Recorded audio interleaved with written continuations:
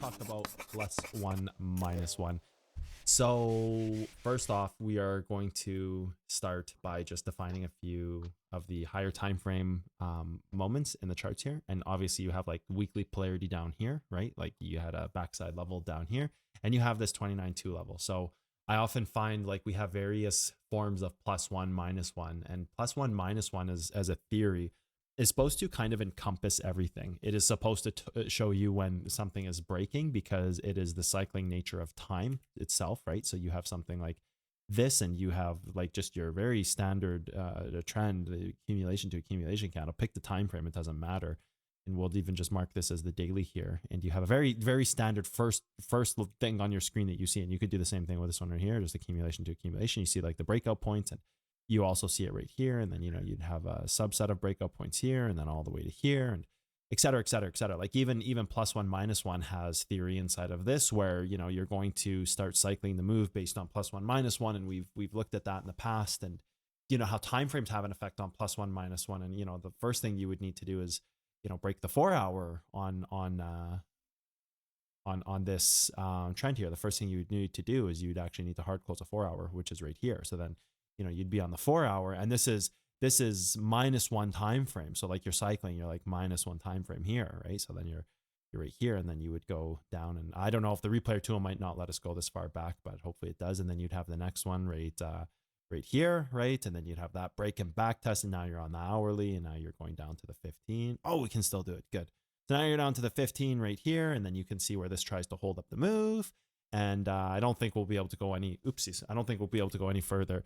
But at this point, like you know, you're seeing the breaking of the move, and, you know, if it fails this 15, this is also the cycle telling you that, you know, the move is gonna fail as well. So like, yeah, okay, so it breaks a 15, goes up, and then whatever trail it lends to, I don't think we can go any further in time frames. So, you know, +1, -1, it has an application across many things, right? Like even here, you would go here, and you've got daily to daily. So let's, you know, go and you know, break this. So you hard close it here, right? And then that's going to show you the next breakout point, and then you go down to the hourly, because that's the depends on how you want to communicate it, plus or minus. It's plus in terms of attacking this trend, or minus in terms of losing the next time frame down. So plus or minus, you know, that's kind of almost irrelevant there. That you know, the talking about that. And then so you would have, well, let's go back to that. So you break it right there, right? So you break it right here.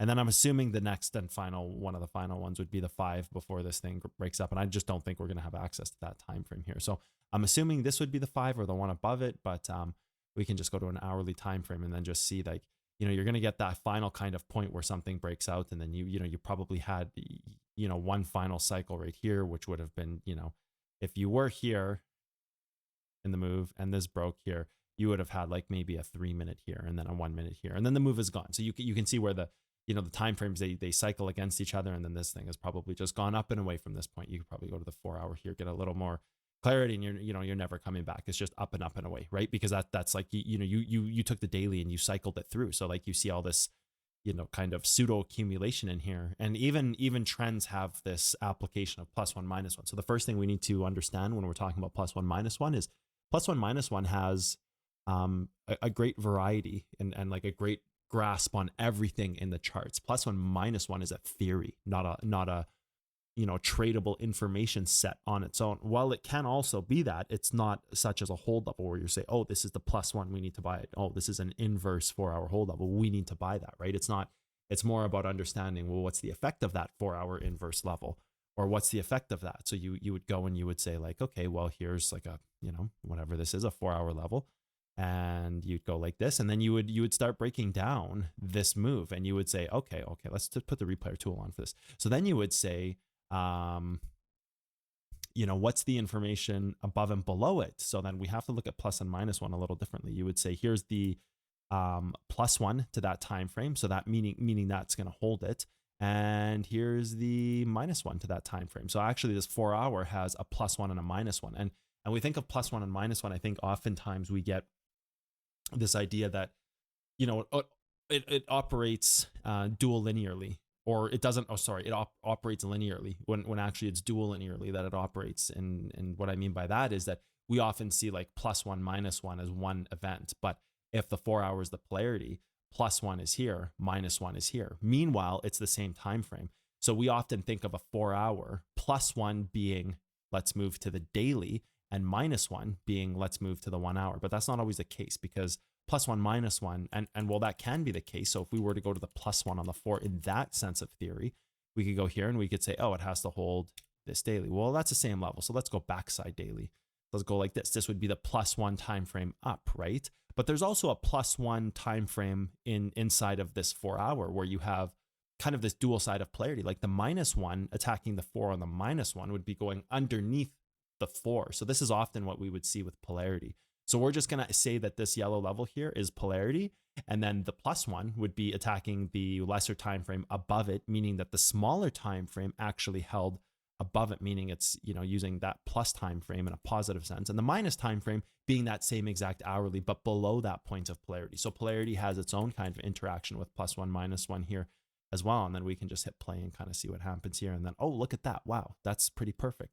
It hit the -1, right? So or this +1's time frame, if you're thinking in terms of moving up, it hit the +1 time frame and moved up. Like this daily actually had nothing to do with it at all. It hit this +1 and move straight up. So you can see like, oh my God, it hit the +1. So in theory, you know, when we're using +1 -1, if we were to go to the 4-hour time frame and we were to say +1 should move this up. So if it +1's the 4-hour, it should move it up. Well, +1 would be the hourly above it, and -1, and if it hits the -1, it will be breaking down because that would be the hourly below it. So if this were polarity, we have to understand that polarity is protected by +1 -1 on a different axis than what we would have if we were just looking at a simple hold level and we say, oh, +1 is the daily and -1 is the 1 hour, which can also be true, right? So it's really interesting when you start to think about +1 and -1 in terms of logic and theory and how it works, and even just by taking simple time frames. And I'd like to bring your attention to maybe a different point in the charts here, and we can just kind of like take the replayer tool off, and I'll show you a different kind of example of this, and then we'll talk about you know, finding the right time frames and stuff after that. So the first and most important thing here, like all of, and you, I believe you were here for this, like all of 2 years ago, I had talked like crazy about this 29.2 level, and I was so sold on this level, and I told everybody Bitcoin's going to go up to 66.6 or whatever it went up to, or whatever, 67.6 or whatever it was that I said, and then it's going to come all the way down to 29.2, and there was a reason for it, right? And so it did. Like it went all the way up to you know, whatever the 60, 67, 600 is, or, you know, let's let this thing just kind of play out here. 64.6, that's what it was. 64.6 is what we called out. And then it went all the way down to that level. And that was kind of like an important moment because that would set the range for the future. And then I had, you know, last year said, oh, 29.2 over and over and over. And it was like a very, very hyper polarized moment. And there's a reason why I had always been saying 29.2, because that was what was setting the range for the future of the move. That was like the dictator of Bitcoin as a whole, right? So like you're talking about swing trades or long-term trades, things like that. Like 29.2 was the level, right? Like you flip this chart upside down and you're like, oh my God, look at that origin, dude, that thing is crazy. When it breaks, my God, this thing's gonna rip out of its mind, right? Like it's, you just turn the chart upside down and it's very straightforward. You know, so you hit a weekly level here and right there, and you reject that there, and then you move to a new high, and so whatever, it's all is good, c'est la vie, and you know you're still moving, and 29.2 becomes this like pretty imperative level, like this level of polarity that just will not give up on the charts, right? So then, you know, let's maybe we'll take the replayer tool off because it's taking kind of forever. So anyways, you go through time here, and 29.2 hits, and it holds for 1 week, 2 weeks, 3 weeks, 4 weeks, 5 weeks, 1, 2, 3, 4, 5 weeks before it finally gives up and you know, breaks the move and loses that range completely, and now is in some kind of moment like this, which actually didn't end up holding either, and it broke that part of the move, and now is somewhere escaped off of a lower time frame in here, and et cetera, like not important to what it's attacking back here, but the fact of the matter is this was polarity. So like if you were to turn this chart upside down, you would be like, oh my God, look at this backside level, it's like hyper polarized, it's the greatest level to rebuy in existence. It's not even funny how good this level would be as a rebuy, because this just looks like, oh my God, bounce off this backside valley, you're gonna rip this move like crazy. Like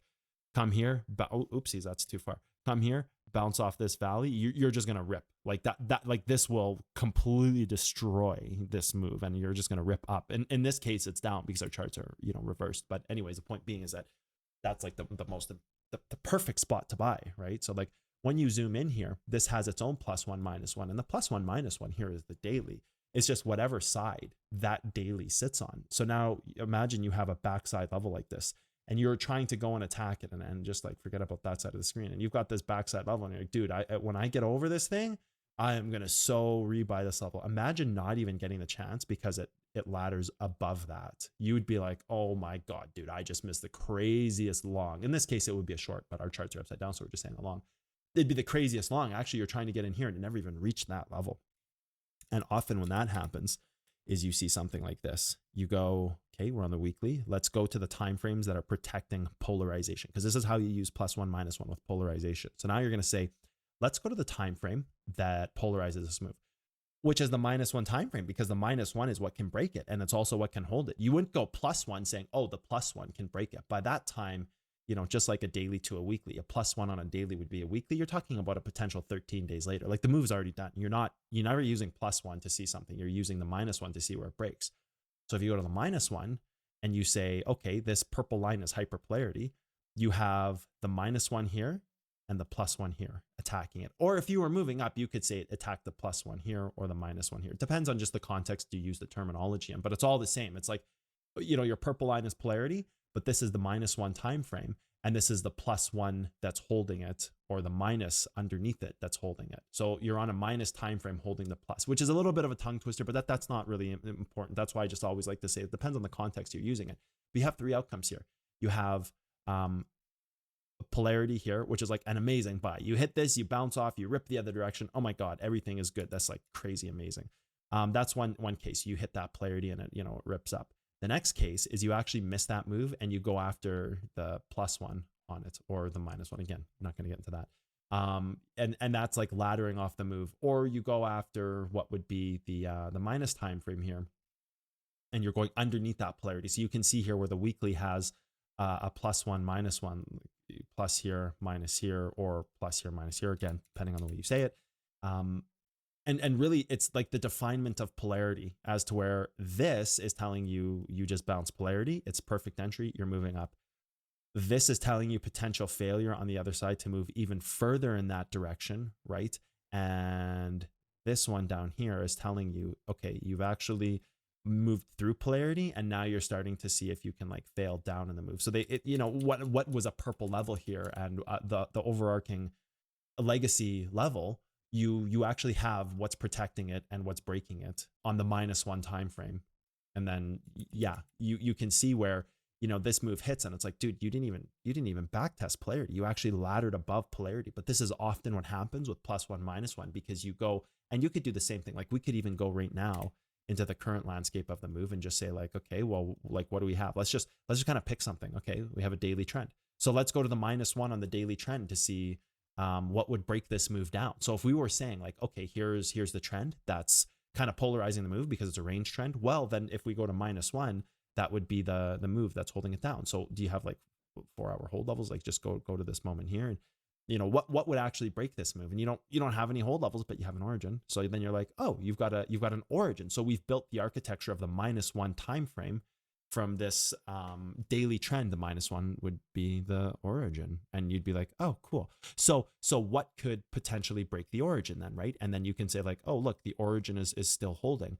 So then, you know, you've got your hold levels up here, 4-hour, but you've got the origin down here. So if you -1 the daily to the 4-hour, you could then take that 4-hour and say, oh, well, the -1 to the 4-hour would be the hourly. So if this is the origin, what has to hold this? And then you can start getting into your -1 timeframes, and you can start getting into like, okay, here's, you know, the move that would break that origin on the bottom is its -1 time frame, right?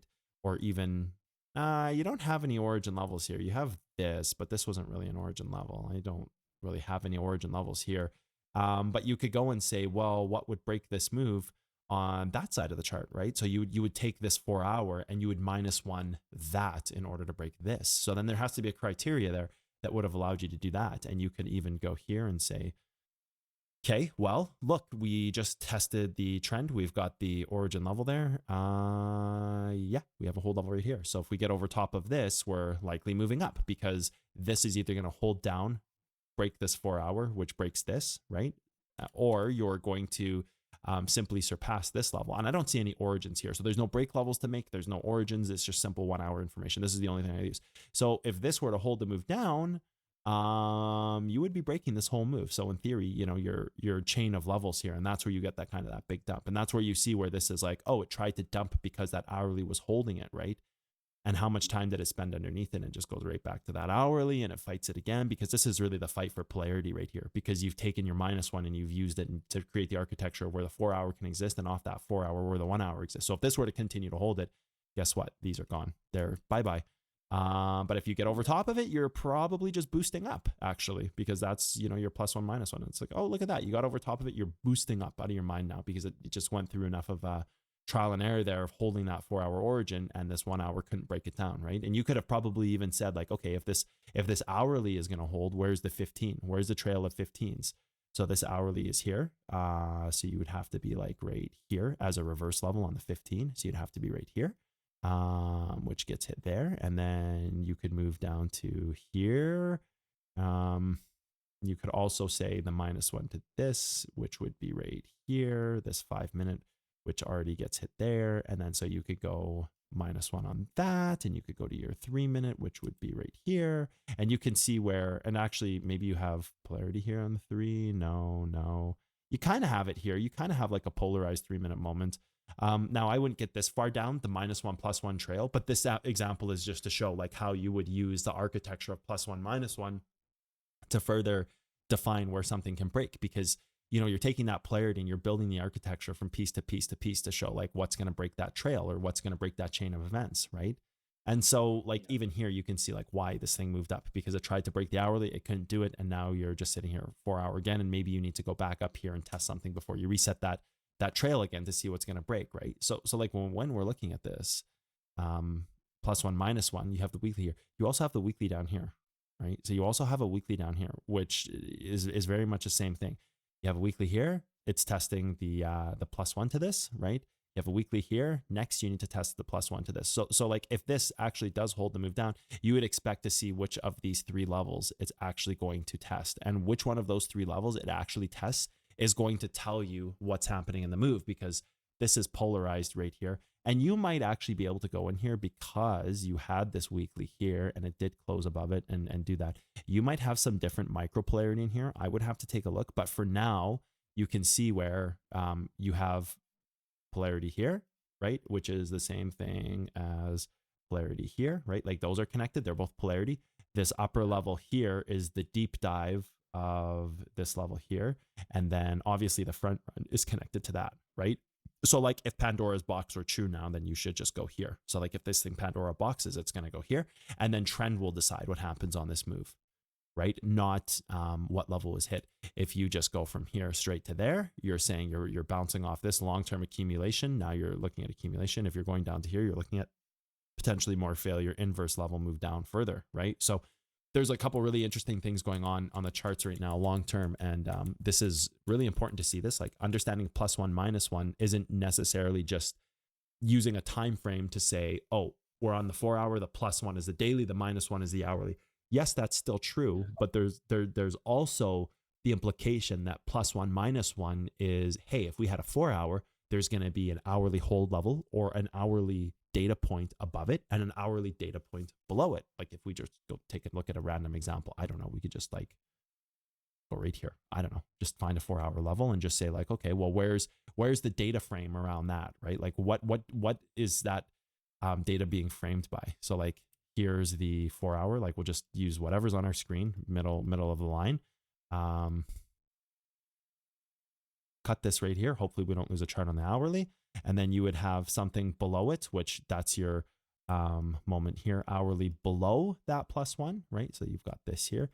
And your moment above it would be, I want to say this right here is that polarity. So you've got that move there. So you kind of have your like 2 defined moments. You have what would be from like an outlying landscape, like your hourly that has to break the move below and above. So this would be like your +1 -1. And like, what is it going to do? Is it going to go attack this level? Well, it never attack that level. So you can see that it's going to break through the origin on the top side of the +1.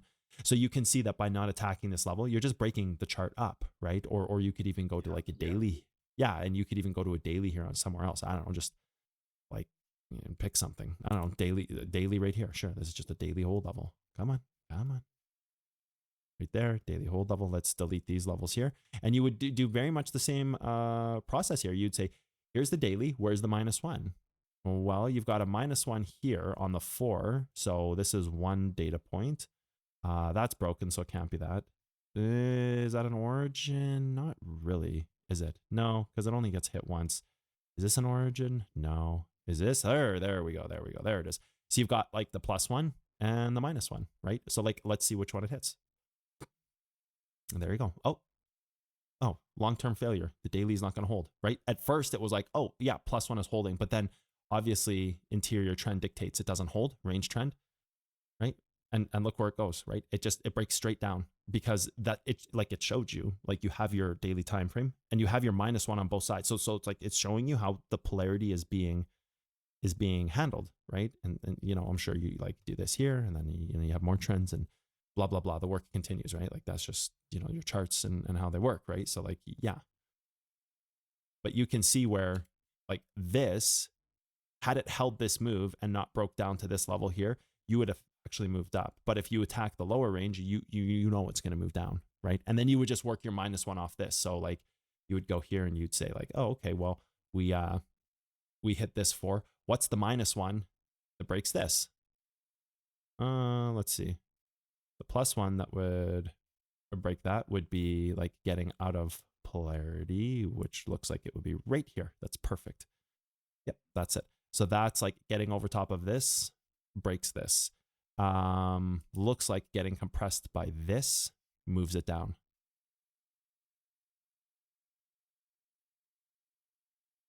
Right? See how getting compressed by this moves it down? Because this would be that +1 -1 time frame off of it, because this would be the 4-hour losing its move. This would be the 4-hour gaining its move. So you can see here, even like you saw how this was going to collapse when this stopped the move. So then you would have had something like this.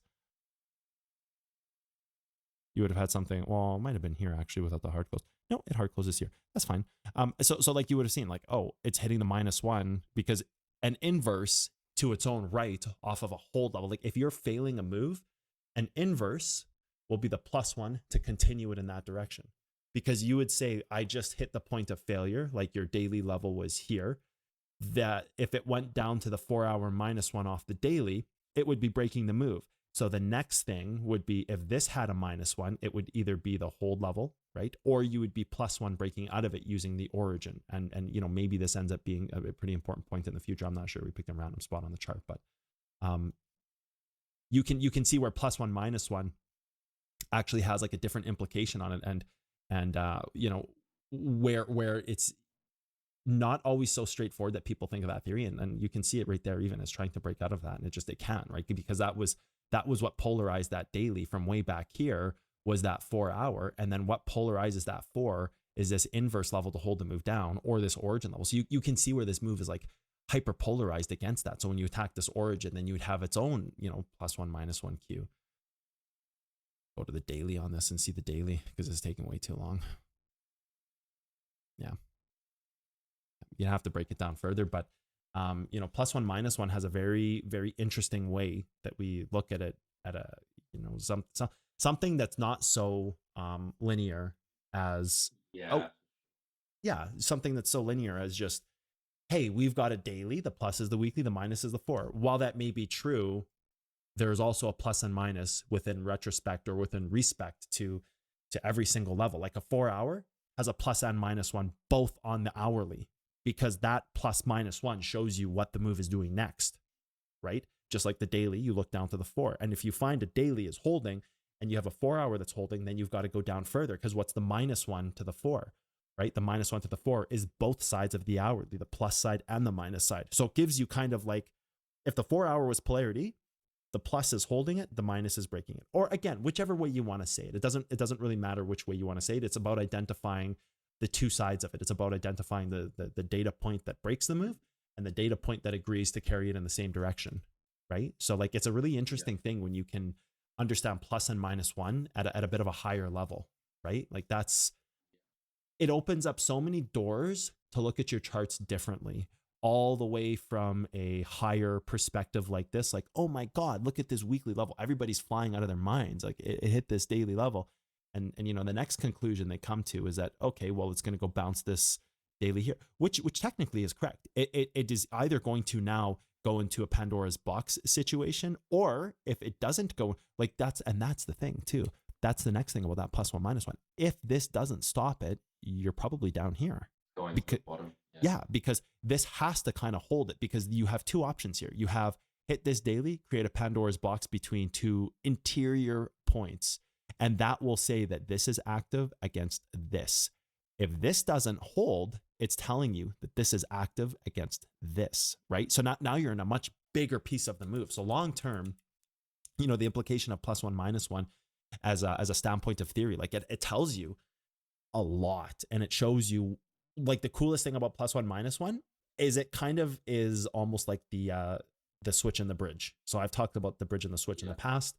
It's almost the bridge and the switch, because it shows you the light switch moment. Like, here's, well, for example, like, here's the protecting the polarity, which is the -1, right? Like, here's protecting the polarity. So if you hit that and move down, it means this is intact and you're coming down here. If you hit this one, it means something completely different. It means this is breaking and you're looking for accumulation. Like, I would have been more comfortable saying we're going to X amount of millions of dollars in Bitcoin and all these crazy things that people say. If we went to this and then hit that, I would be like, oh yeah, you got to long this thing to the moon, because this sucker's gone, right? Because you already broke the -1 here, the +1 here, right? Like, you've already broken that. So you've already dictated that this side of the chart is breaking, and then you held the backside, which would technically be like, now you're getting this weekly information down here, or, you know, wherever you're you know, summarizing that weekly exists off of, whether it be a trend or a hold level. Like, if this was the hold level, that you're using the weekly hold level, right? Well, you would have, let's just delete all these strokes here and make it a little cleaner. So if you were going to test this weekly level, right? A couple more. You would be marking both dailies. So what you would say is, you'd say, okay, backside daily, right? And we've got the weekly right here. So you got backside daily. So that would be the +1 carrying it in the same direction. And this would be the -1 on the daily, breaking it down, right? So like, if now you have like that clarity, because now you've got the same thing. It's just on a smaller time frame. Like, this level here is the same as this level here, right? And the +1 here, or in this case, the -1, you know, should now go down to here, right? Or if that doesn't hold, then you're down here. Or this needs to hold in order to move up. But at this point right now, you're kind of going to the, you know, the minus of each level. So like, it's really interesting when you can see plus and -1 in a different context, understanding that you go down one time frame to see what's protecting and breaking the move, because those are like the two data points. It's almost like the missing chapter that someone ripped out of a book. It's like they finally gave you, it's like they finally gave you the pages to finish the book. It's like, when you hit that plus or minus, it is telling you exactly what's happening on the chart. It's telling you like, okay, the move is failing, we're going down. Because like, when you flip this chart over and you see these backside levels bounce, I don't know how many times I have been in a session and something has laddered off of polarity just like this. Like, yeah, delete all these for a second here. You have laddered this polarity. Like, this is like a perfect buy. This is like the perfect short. It's the ultimate long-term short. It's like, dude, look at that origin level. When it comes back down to test, I am so buying that. The goddamn thing just laddered it. Like, of course you're going to skyrocket the other way, right? So like, that's a really important. And how many times you've seen that where you have like a 4-hour backside level, or even like an hourly backside level, and you break right over top of it because it was an origin. You're buying the retest of that origin, and when it holds, it was like the most brilliant entry, right? Like, you're looking at the same thing here. Imagine these are hourly candles. It's the exact same thing. You would be buying this 10 times out of 10. But the fact that it laddered above it on its -1 is like, oh, you're not even ever going to get a chance to see that level. This thing is going to completely just destroy up. New all-time highs going the wrong way, so new all-time lows, right? So now, I'm not saying we're going to go to new all-time lows, but you understand the comparison I'm making to like the 4-hour level or a 1-hour level, where it's an origin breaks above it by the back test. The craziest thing is, sometimes you have like a trend that will break, for example. Like, I'm just going to pick a random spot and draw a trend. Like, sometimes you'll have like, yeah, cool, this is perfect, right? Sometimes you'll have a trend that's holding, and you crap, this isn't a good example. I want to see the back test of a trend before failure. Like, okay, what about this one here, and that's there, and do we back test this? Crap, we're not there yet. I want to find one of these trends where you have that like perfect back test dump, right? So like you'll get into the spot with trends. We have it here. You'll get into the spot with trends where you break the trend. And let's just pretend that this is polarity, because I know you've seen this. You have this trend where it's like, oh, it breaks under and then it back tests the trend right before dumping, right? Yeah. Like, so there's realizing that like if this trend were on the hourly, I need to now go to the -1 and say like, okay, is it attacking this to break the trend? Or is it back testing that trend perfectly? Or did it front run the trend and hit something like this? Right. So this is like, oh, that's the loss of that trend or the regaining of that trend. So it's like the same thing as back testing a level. Sometimes you're going to get like, you know, like a hold level or something. Like we just marked this one here. Hopefully that hits something. Oh yeah, cool. It's like, oh, hold level. Great. And sometimes you deep dive that hold level. And that's really interesting too now to think of with +1, -1, because sometimes you front run this and sometimes you Yeah. deep dive it. Oh, sorry.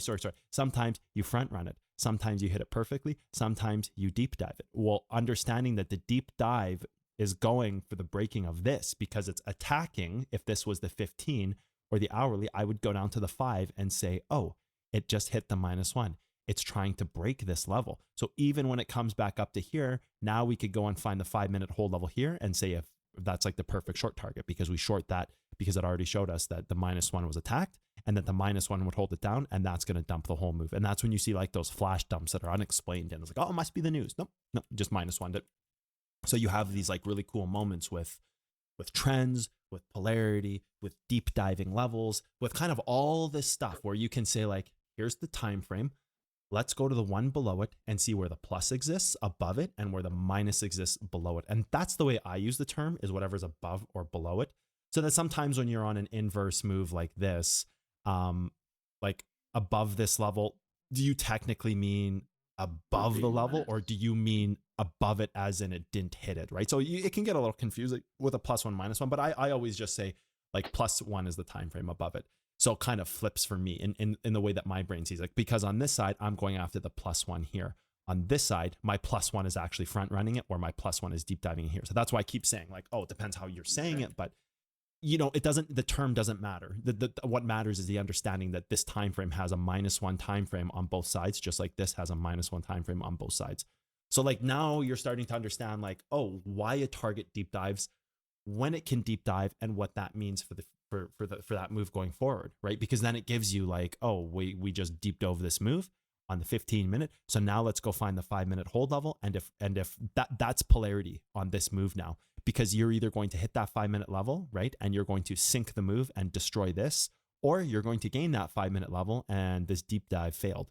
So that even you have so many implications with +1, -1 when you understand the theory that if you go down one time frame, there's a protector and a breaker, a +1 and a -1. And it was just easy to say +1, -1 because in code, in terms of binary and simplicity and data, it's like you have zeros and ones, and it's you've got a +1 or a -1. You've either gone above it or below the level, right? So like I think this is a really amazing way to look at +1, -1 in a very advanced application that's giving you a lot of pieces of that puzzle. And you know, whether you're swing trading or scalp trading, so you see, scalp trading is a bit tougher with +1, -1, because +1, -1 mixed with scalp trading implies that you're catching knives and you know which the plus or the minus is going to get hit. So it's a little less clean for that fall off a cliff knife catch, because you don't know if it's going to go for the +1 or the -1. And then in the safest form, you would always just go for the further level of that. So you could always make a rule for yourself where you're saying like, here's the level, here's the 4-hour, always go for its -1. And then half of the time you'll miss the trade and you were never in it anyway. So like what I mean by that is, you know, if you're knife catching this level, you always go here and set your buy here. And half the time it's going to hit and half the time it's not going to hit. But you know, if you're on the 15, you're always going to use the 5 down here. Or if you were going for this level here to buy and there was this up here, you would always set your, you know, wherever your 5-minute level is. Or in this case, it's the daily, that's fine. But we'll just pretend this is a 15 and a 5. And like most times this isn't going to hit, but you will lose money on this one. So like the knife catch is kind of weird with +1, -1, because you can never use the protector. Like you can never use this, and you can never use the front run of this. So you actually can never use those, because whenever it goes here, you're going to completely get smoked on that trade. And whenever it goes here, you're going to get smoked.